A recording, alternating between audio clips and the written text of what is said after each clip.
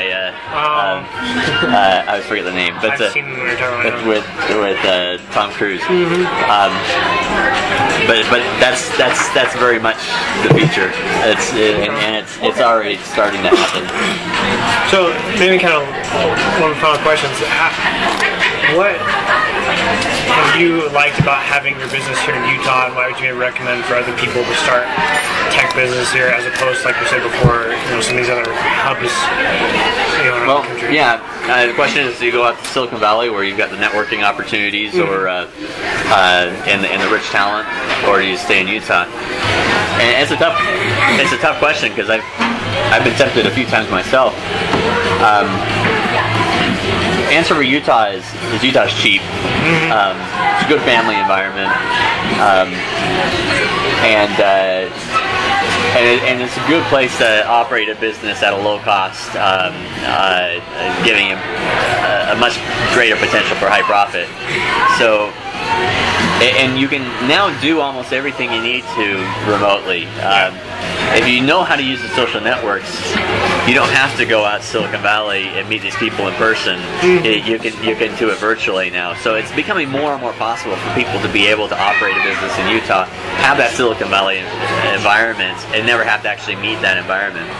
I do recommend, if you do start a business in Utah, a tech business, that you go out to Silicon Valley every so often, meet some of the people out there, introduce your business out there.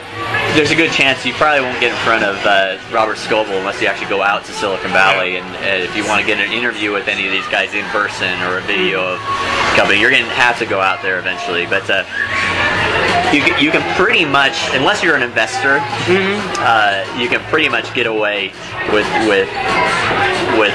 building a business in Utah now, yep. and networking with the people in Silicon Valley. I think it's completely possible. I used to not quite think that, but I think it's more and more possible today than it ever was. Cool. Well, I'll let you finish here. I don't know if you have any questions for me or anything else you wanted to say about any of this, or. So what are you doing on Silicon Slopes again? Are you just helping out, John, with the? Yeah, it's kind of a cool thing for us. It's a class, more of an internship class, kind of. It's really an opportunity for us to kind of learn and network and get to meet people like yourself that we wouldn't normally get to. But we're just kind of conducting these interviews and then do the write-ups of them, and it helps them out, helps us out. So, yeah, it's been good. I think the big key is going to be, we've got to get more tech bloggers focusing on the startup space in Utah. I really think that can overshadow any other problem Utah has.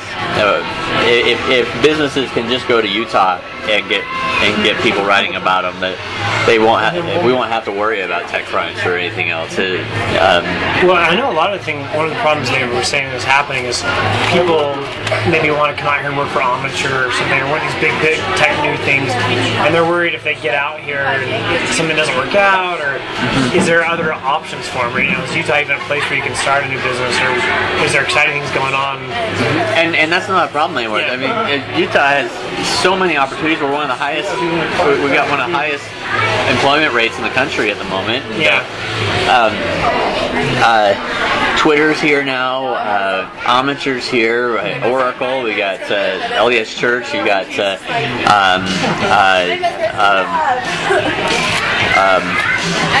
My mind just went blank, but a host of others. eBay's here.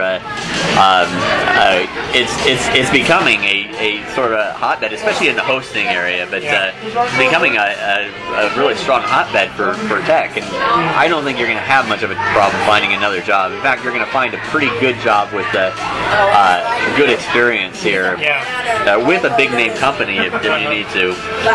Or you can start up a company, and I think you won't have any problem finding the investment you need either. There's plenty of investors here. You may not get, you may still have to go to Silicon Valley to get the decent funding that you can get out there, but it's here, and I mean. Well, there's definitely a lot going on. In fact, I think it's something like the Utah Valley's got the highest number of startups per capita or something like that. Mm-hmm. I mean, there's less people, but there's quite a few new things going on. So it's kind of what we're trying to highlight. Investment's another problem Utah has. Our investors are picky and stingy. Yeah. And I think we're going to have to get over that somehow if we're going to have entrepreneurs relying on Utah for investment. And I know they ask a lot more. I mean, if you present an idea, I know there are a lot of investors try to get a lot more of the company here than they do in most places. But. Yeah, they're picky on the equity, but I mean that's not unique to Utah. I've had similar outside of Utah too. Personally, that's why I bootstrap social too. I figured unless I get big enough to where I have investors knocking on my door, I don't have any reason to really be seeking out. Let's build a real business model here and seek some real revenue and make this something. If not, we'll move on to the next thing. One of the things I'm kind of personally doing is I'm starting kind of an affiliate website kind of thing and promoting my own products, I guess, drop shipping, that kind of thing. How do you, what would you suggest using social media tools to